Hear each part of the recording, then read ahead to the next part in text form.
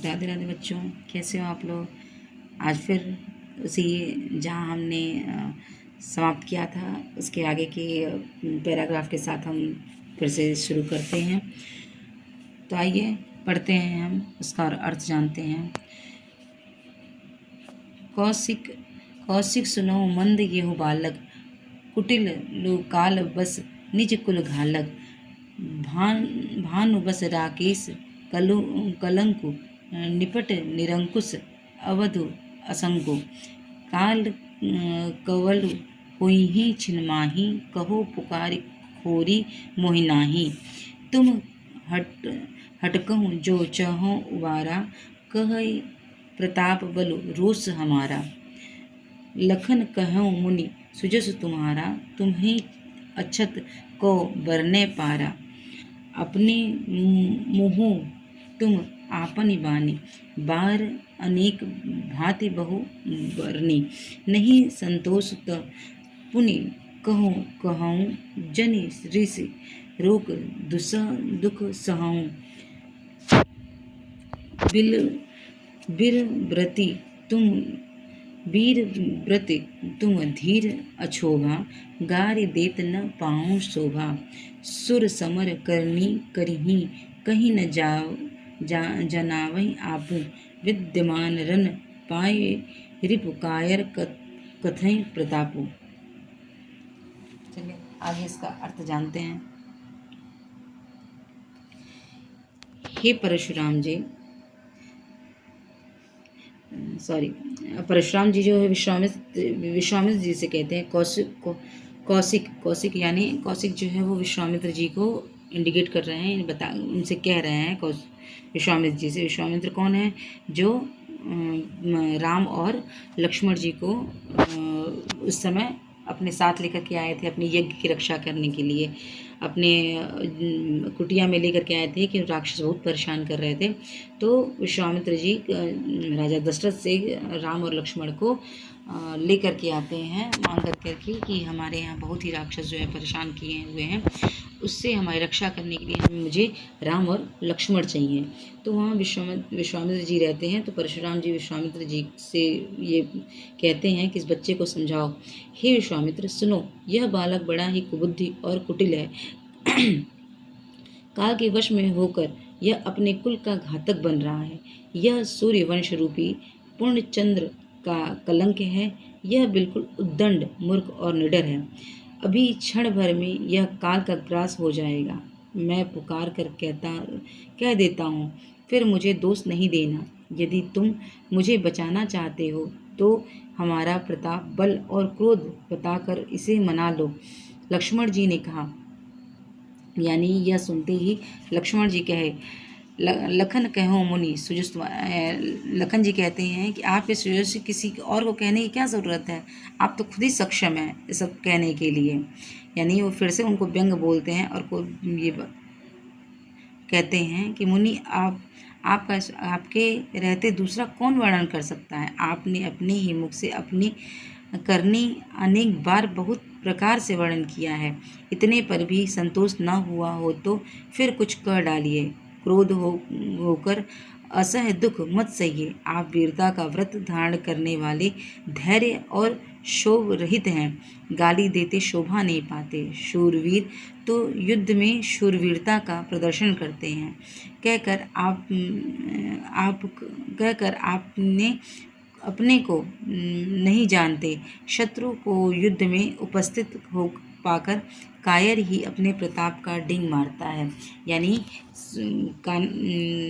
लक्ष्मण जी कहते हैं कि जो सूरवीर होते हैं वो युद्ध करते हैं, ना कि सिर्फ बातें करते हैं।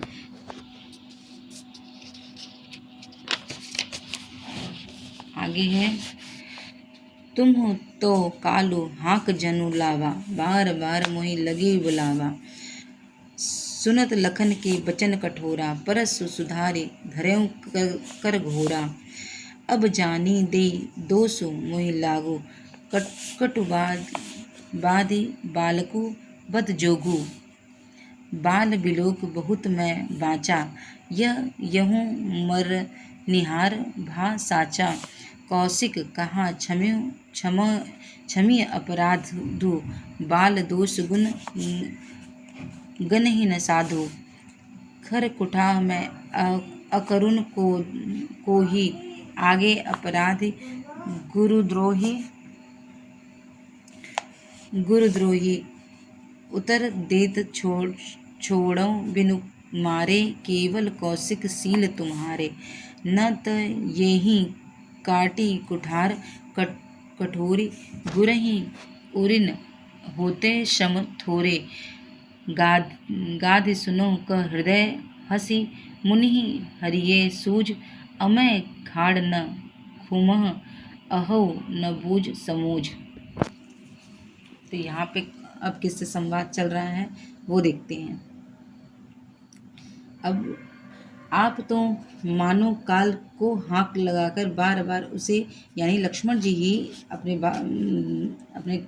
जो मधुर कह सकते हैं या व्यंग्य कह सकते हैं उससे बोलते हैं। आप तो मानो काल को हाँक लगाकर बार बार उसे मेरे लिए बुलाते हैं। लक्ष्मण जी के कठोर वचन सुनकर परशुराम जी अपने भयानक फरसे को सुधार कर, यानी ठीक ठाक करके फिर से हाथ में लेकर बोलते हैं, अब लोग मुझे दोष न दें। यह कड़वा बोलने वाला बालक मारे जाने के ही योग्य है। इस बालक को देखकर मैंने बहुत बचाया, पर अब यह सचमुच मरने के को ही आ गया है। विश्वामित्र जी ने कहा, अपराध क्षमा कीजिए।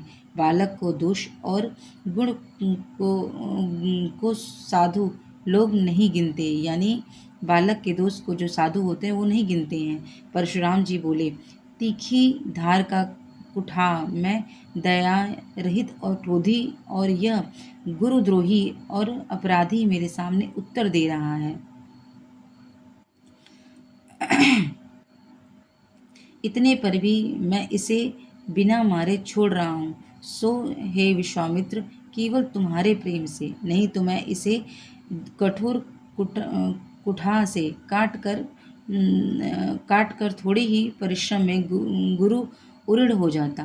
विश्वामित्र जी फिर से कहते हैं उनसे कि विश्वामित्र जी ने हृदय में हंस कर कहा, परशुराम को हरा ही हरा सूझ रहा है, अर्थात विजय ही के कारण उन्हें श्री राम लक्ष्मण को भी साधारण क्षत्रिय ही समझ रहे हैं, किंतु यह फौलाद की बनी हुई खाड़ है, रस की खाड़ नहीं है जो मुंह से लेते ही गले में चले जाए। खेद है, मुनि अब ही बेसमझ बने हुए हैं, ये इनके प्रभाव को नहीं समझ रहे हैं। यानी विश्वामित्र जी कह रहे हैं कि जो राम लक्ष्मण हैं उनको परशुराम जी एक आम क्षत्रिय ही समझ रहे हैं। वो ये नहीं जानते कि राम लक्ष्मण कितने बलशाली और कितने ही जो भगवान के रूप हैं, उनको ये परशुराम जी वो नहीं समझ पा रहे हैं, ऐसा विश्वामित्र जी कह रहे हैं। कहूँ लखन मुनि सील तुम्हारा, को नहीं जान विदित संसारा। मात पितहि उरिन भय निके, गुर रिनु रहा सोच बड़ जी के। सो जानू हमरे ही माथे काढ़ा, दिन चले गए ब्याज बड़ बाढ़ा। अब आनी वही हरिया बोली, तुरंत देव मैं थैली खोली। सुनि कटु वचन कुठाह सुधारा, हाय हाय अब सभा पुकारा। भृगु बल परसु देखा बहु मोही, विप्र विचारि बचों नृप दोही।